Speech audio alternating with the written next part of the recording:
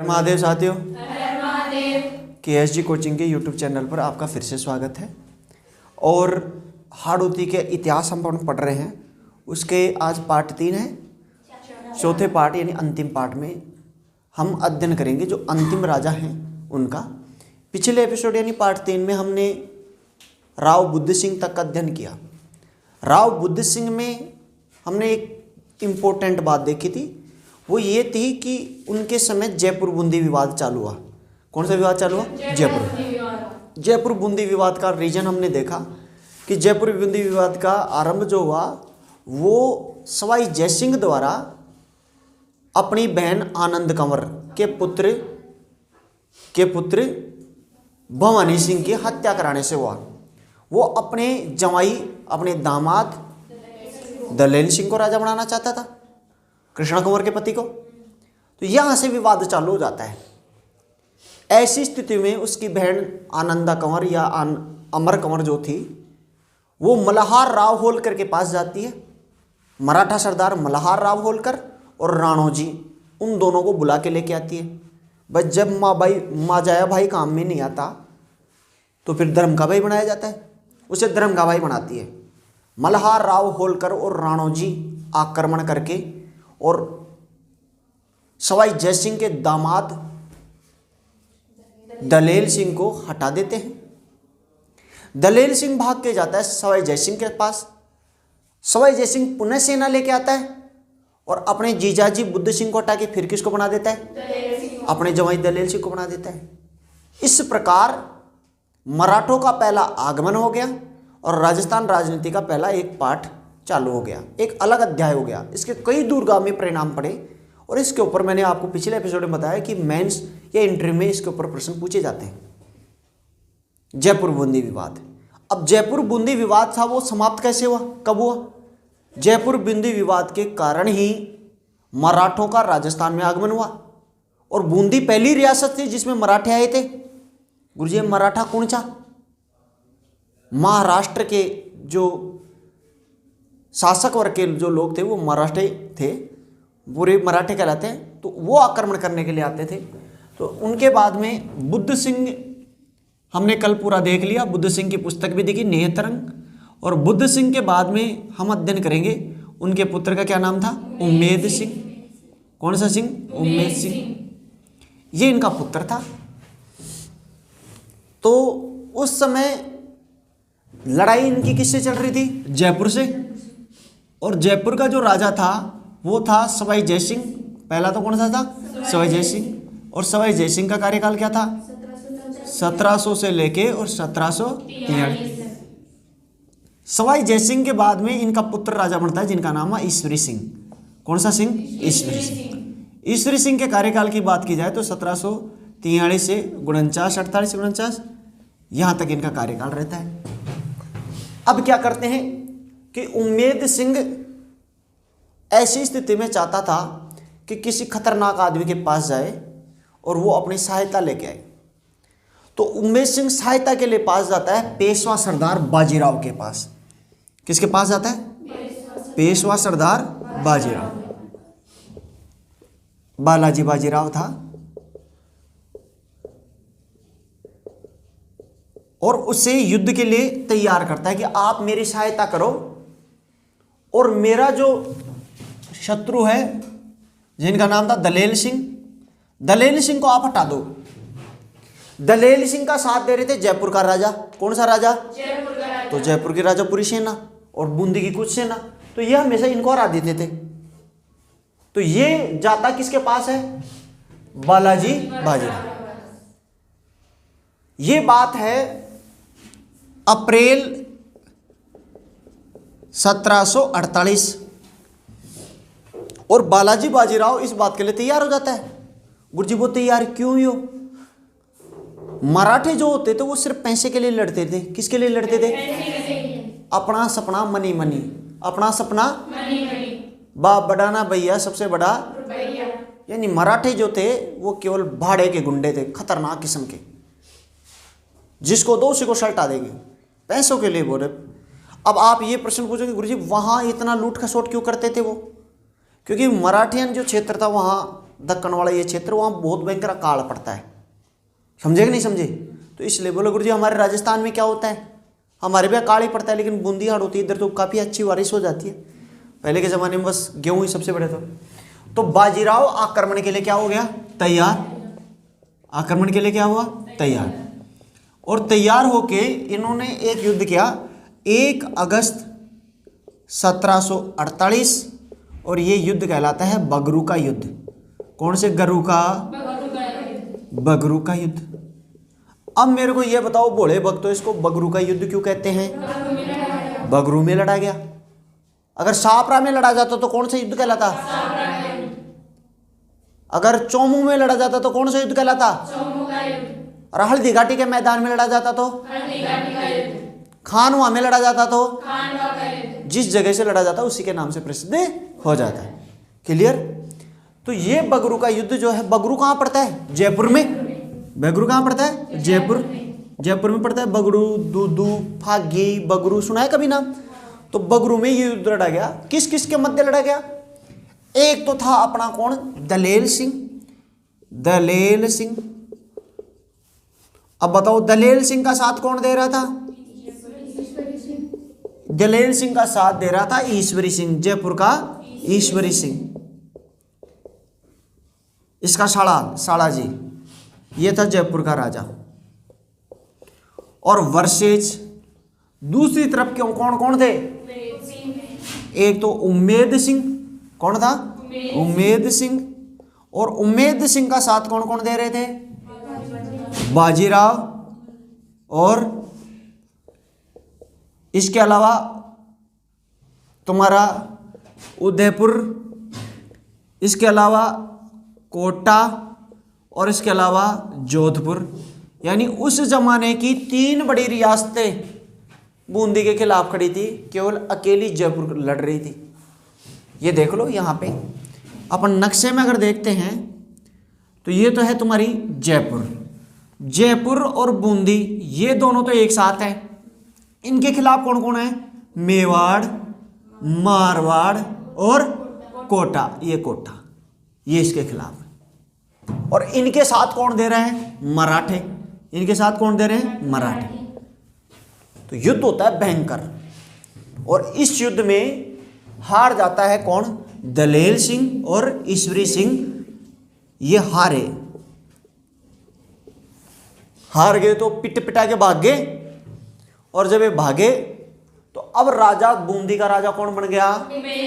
उम्मेद सिंह राजा बन गया। तो 1748 में उम्मेद सिंह बूंदी का क्या बना? राजा बना। किसका राजा बना? बूंदी का शासक बना। तो इनके कार्यकाल की बात की जाए तो उम्मेद सिंह का कार्यकाल लिखना 1748 से 1770। 1748 से 1770 ये इनका कार्यकाल था। अब देखो आगे।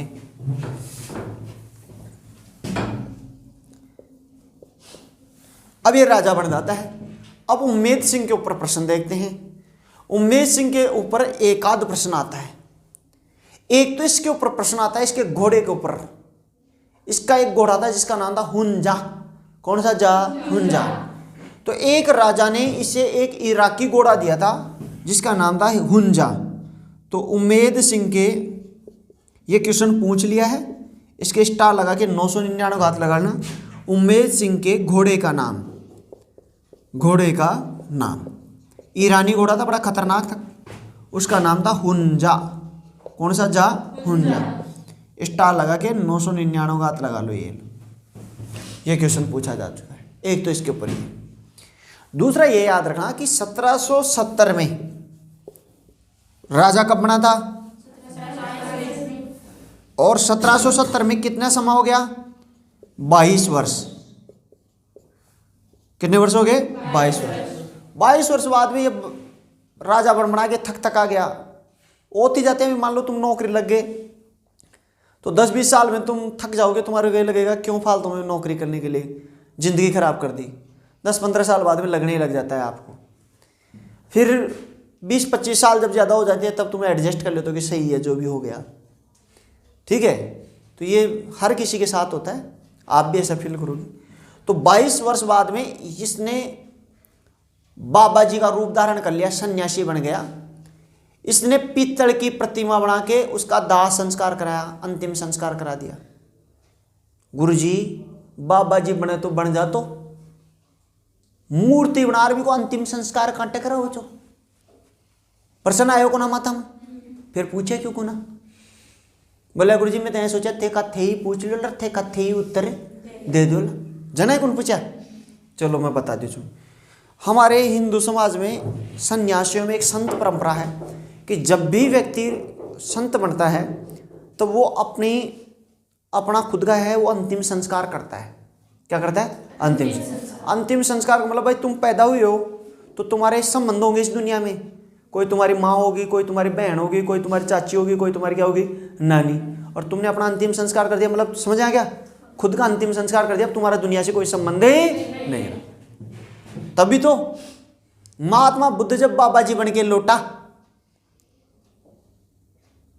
तो देवदत्त ने एक बात कही थी, उसका चचेरा भाई था, सॉरी देवदत्त नहीं था, क्या नाम था उनका, आनंद नहीं, उनका एक चचेरा भाई था, आनंद, हाँ आनंद ही था। वो कहता है कि भाई मैं आपका चेला बन जाऊंगा, बड़ा भाई था उससे, बोला कि बन जाओ भ्राता, लेकिन मेरी 2 शर्त है। बोला क्या? कि मैं चेला बन जाऊंगा तो उसके बाद तो मैं तुम्हारा चेला ही हो जाऊंगा, लेकिन अभी तो तुम्हारा क्या हूं, बड़ा भाई हूं, तो तुम मेरे को 2 वचन दो। बोला कि पूछ क्या? कि एक तो ये कि तुम कहीं भी जाओ, किसी भी अवस्था में रहो, मैं तुम्हारे साथ रहूंगा। महात्मा बुद्ध ने कहा कोई दिक्कत वाली बात नहीं, मैं तो बाबा जी हूं, मैं कौन सा उल्टा सुल्टा कांड करता हूं, रह लेना मेरे साथ। बोला कि एक और वचन दो। मुझे बोला वो क्या? कि मैं जिससे भी कहूं तुम्हें उससे मिलना ही पड़ेगा। बुद्ध फकीर आदमी था, बिना सोचे उसने वचन दे दिया, तथास्तु, तुम जिससे कहोगे उसी से मिलूंगा। बोला अब चेला बना लो मेरे को। तो बुद्ध का बड़ा भाई आनंद उनका चेला बन जाता है। चेला बनते ही कहता है कि भाई महाराज अब मैं चाहता हूं कि आप अपनी पत्नी से मिलो। किससे मिलो? वो बोला आनंद ऐसी जिद मत करो, मैं बाबा जी आदमी हूं, पत्नी को छोड़ छाड़ के पहले भग गया था, 8 साल पहले भग गया था, पत्नी को छोड़ के नरेंद्र मोदी बन गया था, तुम पीछे क्यों लेके जा रहे हो मेरे को? बोला कि जब प्रभु आपने मेरे को वचन दिया था, याद करो। बुद्ध के याद आ गया, मेमोरी अच्छी थी, चिलमप्रास खाता था। बोला यार वचन तो दिया था तुम्हारे को, फिर चलना तो पड़ेगा। अब आनंद आगे आगे, बुद्ध पीछे पीछे सोचता सोचता जाए, वो छोरी क्या क्या कहेगी अपने को।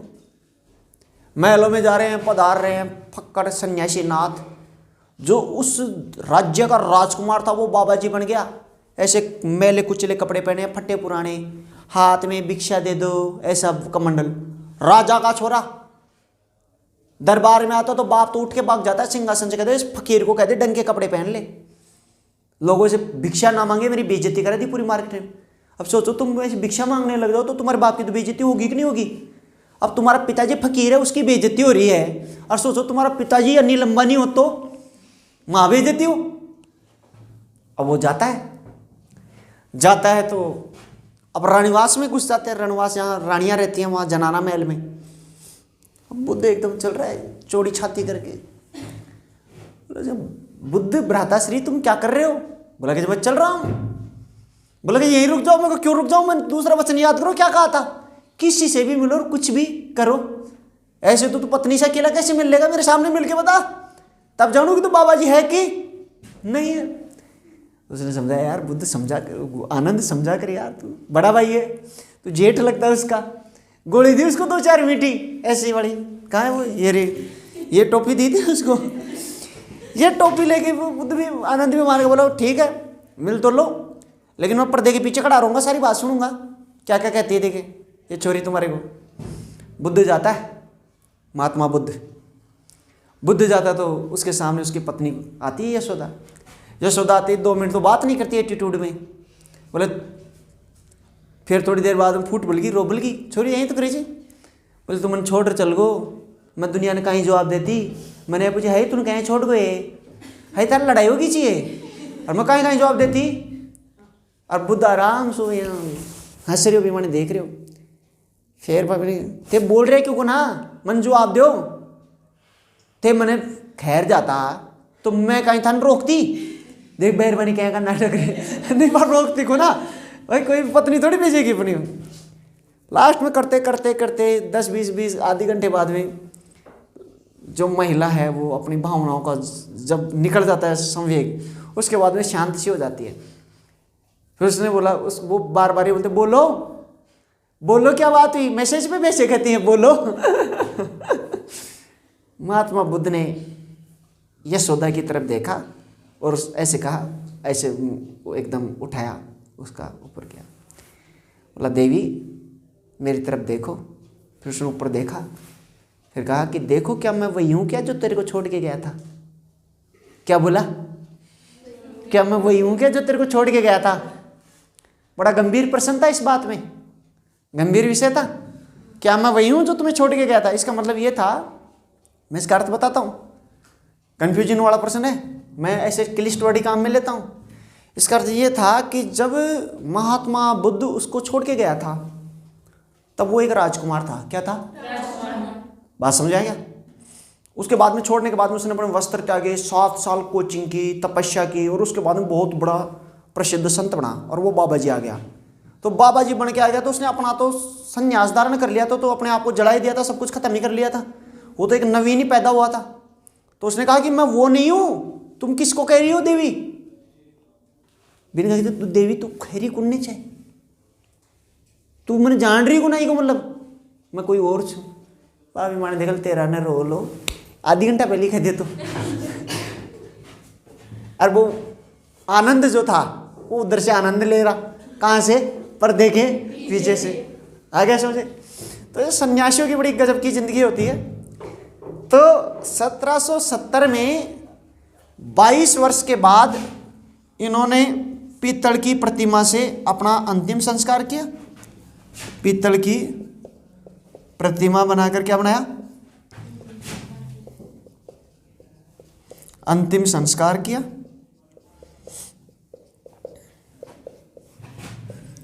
और संन्यास धारण किया। क्या धारण किया, संन्यास धारण किया।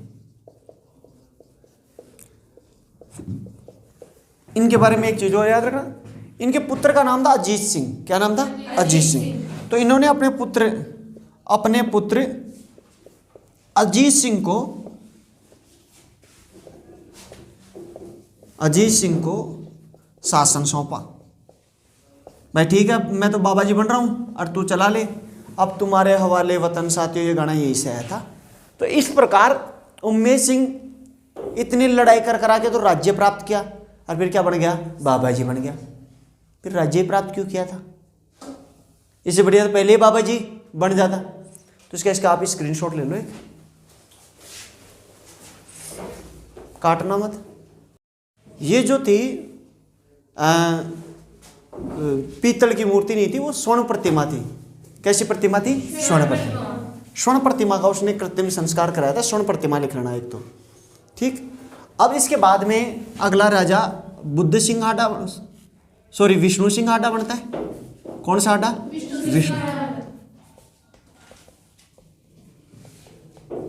विष्णु सिंह हाडा के बारे में एक क्वेश्चन आता है जो आपको याद रखना है।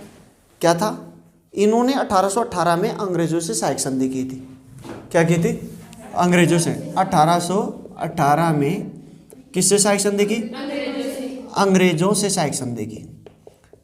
अब आप ये कहोगे, बोला गुरुजी अंग्रेज तो पहले आ गए थे और मराठे जो हैं, मराठे इनको 1734 से तंग कर रहे हैं, तो फिर इन्होंने अंग्रेजों से सहायक संधि बाद में क्यों की। तो इसके देखो 2-3 रीजन बताता हूं कि एक तो 1734 से 48 तक ये तो संघर्ष का काल था। किसका काल था, संघर्ष। यह संघर्ष के काल में क्या था कि यहां तो मराठों को बुला के और आक्रमण करवा रहे थे, तो उनका इस्तेमाल कर रहे थे, वो तो उनके लिए अच्छी चीज लग रही थी। बात समझ रही। और जब 1748 से 70 तक ये तो काम का, ये बराबरी का और ये शोषण का, 1770 से 18, यानी किसी भी व्यक्ति के जो संबंध बनते हैं वो अगर वो आपके लिए बहुत उपयोगी है तो सबसे पहले आप उसको काम में लेते हैं, काम में लेते हैं, काम में लिया लिया लिया, बाद में उसका संबंध बनेगा तुम्हारा बराबरी का, और फिर बाद में शोषण चालू हो जाएगा। बात समझ आया क्या? तो यहाँ पे इन्होंने, किसने काम किया था? मराठों ने। किसने काम किया था? मराठा। पहले काम किया इनके लिए मजदूरी की, काम किया या मजदूरी की, मजदूरी से बराबरी पे आए और फिर इन्होंने शोषण चालू कर दिया। तो इन्होंने अंग्रेजों से सहायक संधि की ताकि मराठों को काउंटर किया जा सके, केवल और केवल मराठों को काउंटर कर। तो इसके लिए मैंने वो मेंस का क्वेश्चन यहीं पे बताया था कि राजस्थान की प्रत्येक रियासत जो थी वो इस जगह वो थी। दूसरा चीज, यहाँ पे एक शासक और आता है जिनका नाम है राम सिंह हाडा। कौन सा हाडा?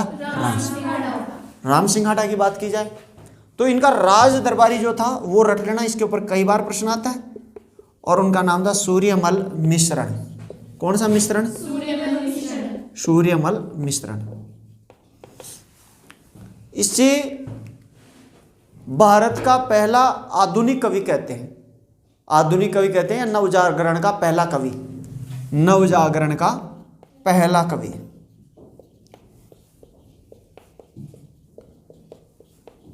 और इन्होंने वंश भास्कर, वीर सतसई, राम रंजाट ऐसी अनेकों पुस्तकें लिखी थी, बहुत प्रसिद्ध है।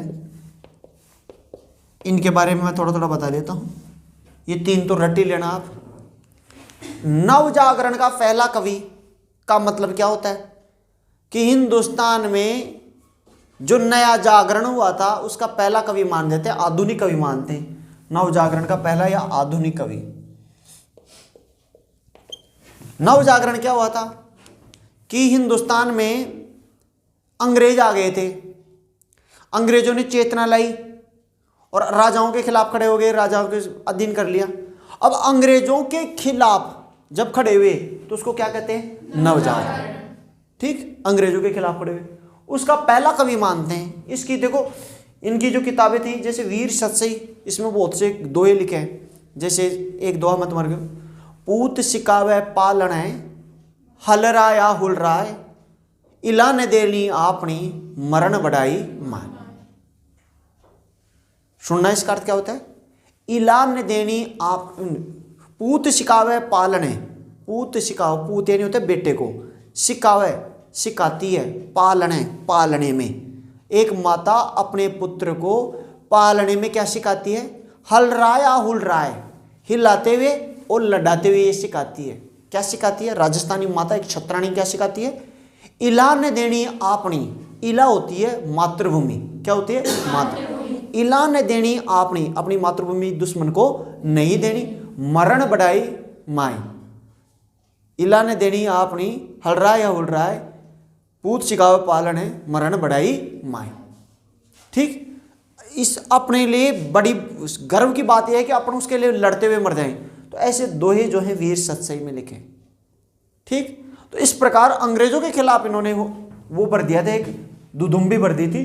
दूसरी वंश भास्कर, वंश भास्कर में ये इसे मतलब आधुनिक भारत का महाभारत कहा जाता है, सबसे बड़ा ग्रंथ माना जाता है। लगभग इसमें 3000 पेज हैं, बहुत बड़ा ग्रंथ है। तो जहां से ये चौहानों की उत्पत्ति है वहां से लेके और यहां तक के शासकों का पूरा उल्लेख कर दिया था। और ये बीच में ही मर गया था, फिर इनके पुत्र मुरारीदान ने पूरी की थी। किसने की थी? मुरारीदान, मुरारीदान ने पूरी की थी। ये याद रखना, कई बार ये प्रश्न पूछ लेते हैं उनके पुत्र, क्योंकि उसने जो बूंदी के राजा थे उनके अय्याशियों के बारे में लिख दिया, बहुत सी चीजें नहीं लिखनी चाहिए थी वो लिख दिया, तो लास्ट में इसको मरवा दिया गया। फिर इसके पुत्र, दत्तक पुत्र था मुरारीदान, उसने ये पूरी की थी। राम रंजाट पुस्तक, ये सूर्यमल मिश्रण ने, मिश्रण है, मिश्रण ने 9 वर्ष की आयु में लिखी थी। कौन सी वर्ष की आयु में? 9 वर्ष की आयु में। तो एक बार ये क्वेश्चन पूछा गया था और सूर्यमल मिश्रण का पहला ग्रंथ कौन सा था? राम रंगजाट। ये भी याद रखना। 9 वर्ष, सोचो 9 वर्ष तुम्हारी एज क्या है? 20 साल होगी। तुम्हें तो अर्थी समझ में नहीं आया था और उसने लिखना चालू कर दिया था। तो इसके बाद के शासक ज़्यादा इंपॉर्टेंट नहीं है। और याद रखना लास्ट में 25 मार्च 1948 को, 25 मार्च 1948 को ये क्या नाम है, बूंदी का राजस्थान संघ में विलय हो गया था। किस में विलय हो गया था? राजस्थान संघ। राजस्थान में इस प्रकार विलय हो गया। ये बूंदी का इतिहास कंप्लीट हुआ। बोलिए आज के आनंद की जय हो। बोलिए मातेश्वरी सरस्वती मैया की जय हो। बोलिए तीनों लोक के देवी देवता की। जय हो। ले लो भैया स्क्रीनशॉट ले लो।